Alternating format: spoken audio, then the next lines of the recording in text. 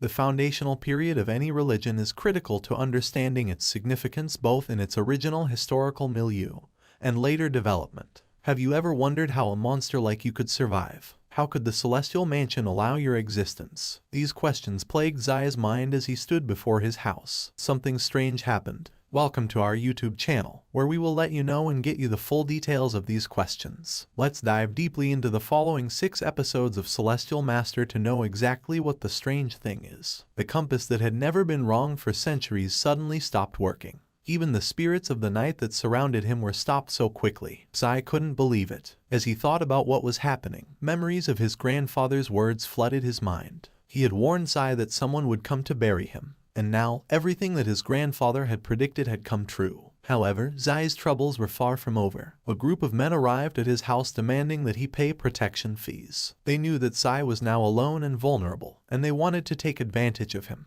But Zai wasn't going to let them bully him. He stood up for himself, refusing to acknowledge their help. And when they threatened to harm him, an evil spirit inside him began to stir. Zai shouted out his identity as a human and told the spirit to scram. But the gangsters with him thought he was talking to them, and they were about to beat him up. When things were looking their bleakest, Wonru arrived on the scene. She wasn't going to let anyone bully Zai, and she made that very clear to the gangsters. But as she stood up for Zai, one of the gangsters couldn't help but notice her beauty. He whispered to his brother that he had fallen in love with Wonru, and his brother couldn't believe it. Zai tried to stop Wenru as she tried to talk trash to the gangsters. She moved closer to them, and as she was about to take action, Lin came along with his driver and entourages. Sensing the chaotic atmosphere, she ordered them to take care of the gangsters so they would not cause more commotion in her fiancé's house. Arnold was puzzled as he did not expect Miss Lin to have a fiancé like Zaiyu, but still, he had no choice, and then took the 2 brotherly gangsters by their sleeves and out of the house. They tried to plead to her, but she would not listen again. As they left, she approached Zaiyu and requested that they go on a date, but Wenru tried to question her about her purpose in coming Zaiyu. Lin replied that they have an engagement, and was it not normal for her to go on a date with Zai? She was surprised at her words and told her that, as far as she knew, Zai had not made a choice among the 5 marriage contracts yet, and she should not act like little Master Zai's spouse. Wenru told her it was confirmed that he had not made a choice yet, and she wasn't going to force him to choose her. She then tells Lin she's different from others and has smelled a plot and exploitation from her. Lin told her she had only invited Zai, and if she had to be rejected, it had to come from him. Zai replied that he was already blind and crippled like how he was, and naturally, he has no reason to reject a fiancé's invitation. He also told them that the same applies to Wenru, and if she were the first person to ask him on a date, he would have gone with her. Wenru then said she was not asking Zaiyu to do anything and just wanted to remind him that Lin is different from all others. Although she might not harm him because of the marriage contract, it's better to be careful. Zai appreciated her advice but told her that judging someone based on personal experience and not from the words of others is wrong. He then told Wenru he does have childhood memories of getting along with people, and they should have been childhood sweethearts when they were young. But because of his condition, he has lost some memories, so he told her she needed to say to him many things. He felt pleased with his words as that was how it was, but still tried to tell Zai that she was different from any other ladies and was ready to fulfill the marriage contract anytime because she had liked him for 10 years. Zai then said it seems they have much to talk about and Wenru has a significant advantage. But it also told him it doesn't matter as a woman like her doesn't mind having sisters. As they dive into the car, Zai told her that it was indeed an advantage. Otherwise, saving a damsel in distress, or should he say saving a hero in distress, would have been Miss Lin. Lin told him that as long as he was okay, it made no difference whether it was her or Miss Wenru. Zai seemed to have misunderstood the situation as he thought the gangsters were people under Miss Lin. After all, it was too much of a coincidence that she had appeared. He still doubts that Wenru was too heavy-handed just that time, and if it were Miss Lin's people, it would have been a little overboard. Meanwhile, Miss Lin has a knife in the car with her. Zai was wondering what Miss Lin could be doing as he still had the cloth over his eyes to cover them since he was blind. He felt a gust of wind in front of him, but Lin told him she was doing nothing and was trying to see if he was blind. After all, he seemed to be too sensitive about things. Zai asked if they could continue the date since she seemed to have the answer, but she told him they could still go on. She said to him that his surprise made her like him even more and that she believed the old man had a reason for the marriage contract with his cunningness. Or perhaps he made a mistake, and that was personally the reason she wanted to see what kind of person Zai was. Of course, no matter what kind of person Zai was, she still liked him more. A lady came out of the house and shouted to Zai to come out quickly since his grandpa had been in the coffin for so long, and it was time to arrange the funeral. Since he was blind and couldn't make the arrangements, she would be nice and help him out. Wenru asked her why she had come to their house and told her she didn't want to argue with her when Zai was there. But now that they were alone, she decided to make it clear. She instructed her not to call Zai blindly again, or she would kill her. She told Wenru she knew she was not a simple woman and couldn't let Blindy stay by her side. Wenru asked her if she was seeking death, and she told her that since she had decided to take care of Zai, she would naturally not be afraid of women with evil intentions like her. She didn't believe Wenru would do it. Wenru told her that she would be somewhat kind if her words weren't so annoying. The lady told her she had been kind, unlike women like her, whom no one knows what she was thinking about. She then asked about Lin's whereabouts and said she was mainly there to look for him. Wenru told her that Lin had gone on a date with Zai, and the lady was amazed since she thought Zai could not be safe with Lin Yashu. Wenru told her that Zai had 5 fiancées, and which one he would choose depended on him. She also told her she had no right to decide for him since she wasn't any better. The lady told her she couldn't talk with her again and had to find Zai. As they got to a place, Lin looked amazed as she asked Zai how everyone knew his grandfather's skill. He told her he had worked with an old man before,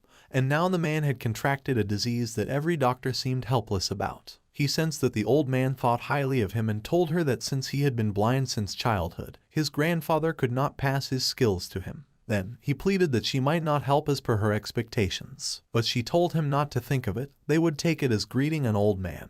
They went inside the main building and met a man from whom they asked for Mr. Lai. The man was amazed, but she told him she couldn't lie to people like them as they were somehow related to her. The man accepted their entrance as she informed him about Zai. Zai was tormented by evil spirits who urged him not to eat human food as it would weaken him. He refused to follow their advice and rebuked them, stating that he would never become like them through cannibalism. Lin noticed that he was lost in thought and reassured him that she would always be there for him. They then went to meet Lai Tianfeng, the patriarch of the Lai family. Lin informed him that Zai was her fiancé and that they had come to free him as they had heard he was ill. As they sat down, Zai noticed Lai King was looking at him with hostility. Lin Yaju was the woman chosen by his grandfather to be his wife and should not be matched with anyone else, especially not someone as seemingly inferior as Zai. However, Taifeng scolded King, stating that Lin Yajai had the right to choose her husband. Taifeng also criticized King for calling Zai blindy, which only served to frustrate Lin. She reminded King that she was from the same lineage as his father and could even be considered his aunt. As this was happening, the evil spirit continued to taunt Zai. It told him that King wanted him dead and that he should not associate with someone like him. Zai responded by stating that he and King were human and that the evil spirit was not one of their kind. Zai asked the spirit if it could control him however it wanted after borrowing his power. The spirit replied that the more Zai resisted, the more painful it would become. Zai became angry and stood up, frustrated with the evil spirit. King reacted to this by complaining that Zai's behavior was preventing her from being happy. King became curious about why Lin Yaju, who had shown him affection before, refused his pursuit and then questioned Tianfeng about how she had become like that. Tianfeng told him that she had been in a gray area since childhood and, after her boss died, she took on the responsibilities of the gang. After turning the tide, she can hide in the background because she resorts to every possible means, and there are no more loved ones or feelings in her eyes. She only measures the value of a chess piece and how much investment it is worth. And as for the worthless chess pieces, she would not care about them, either past feelings or history. King asked again how much support their Lai family gave back then, or could it be that she just kicked them away? And Taifeng told him after playing the eagle all his life, could he be pecked on? And this gave King an assuring hope. While they sat in the car in front of the house, Yaju asked if he had any discomfort in his body, as she was worried. He told her it was just an old problem and she shouldn't worry about it. Zai appreciated how she cares about him and how he also cared about her shrewdness while he thought his grandfather would not like a lady like Miss Lin. She also told him that it seemed that it was his grandfather that doesn't like her, and since he had expressed his gratitude to her, she tried to make it clear to young Master Zai that she wanted an intelligent man like him, and as she was about to continue, Miss Mu came shouting at them, asking what they were doing together at that time of day. Miss Lin asked her if celebrities were also free nowadays, and Mu told her being a star is busier than being a bar proprietress. However, there is still time for a date with her fiancé since everyone has a marriage contract with him, and the time should be shared equally and fairly. Lin told her it was confirmed as long as young Master Zai had not chosen or decided who to marry among them. Then he belonged to no one. The lorry driver sees them from afar with rage and asks himself if Zai weren't blind and how the beauty could deceive him, and has already told her that she can't afford her lifestyle. The female college student is not suitable for him. Zai knew none of his fiancées was easy to deal with, and as they continued the discussion, the lorry suddenly ran into them. It was the same feeling the evil spirit had got in their house and had been feeling again.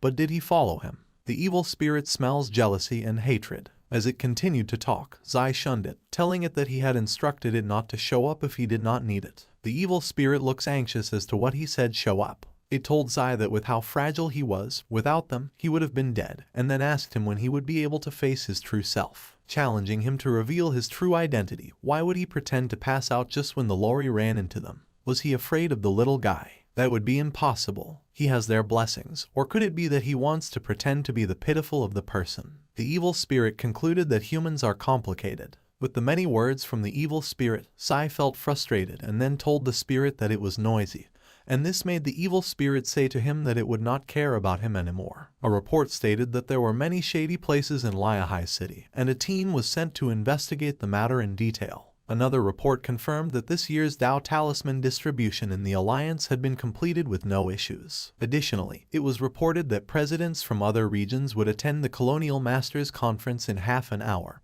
and there were no problems with the arrangements. However, when it came to the recent incident involving the 100 spirits of the night a few days earlier, the investigator was cut off before he could finish his report. He was told that the compass had malfunctioned that day, and there was no need for further investigation. He was dismissed but apologized to Master Mo for making her come personally for such a small matter. She asked why he sounded curious, and he explained that he had just listed himself. Although the 100 spirits of the night appeared yearly, it was not uncommon, and there was no need to make a fuss. The most important thing then was the annual Celestial Master Conference, which would consolidate the Spirit Gate in Linhai. During that period, nothing could go wrong. Master Mo then asked if there had been any news regarding her brother, Celestial Master Zai's location. The investigator informed her that they hadn't heard about his whereabouts as they had searched far and wide through the whole nation, but there were rumors that he had died. Master Zai had an excellent reputation and was the most qualified to be the next Celestial Master. However, he left without saying goodbye after their master died, leaving a vacant position in the current Cosmic Masters Conference. Although it was just a rumor, Master Mo hoped it was true.